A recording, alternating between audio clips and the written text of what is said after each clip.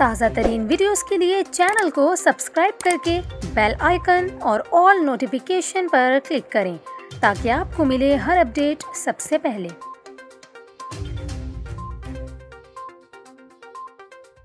और अभी आपको अफसोसनाक खबर दें कराची से, जहां सुपर हाईवे कासिम घोट में फायरिंग से डॉक्टर जाँ बहक हो गया। एसएसपी मलिर इरफान बहादुर के मुताबिक फायरिंग का वाकया क्लिनिक के करीब पेश आया, जिसमें डॉक्टर हारून जाँ बहक हो गए।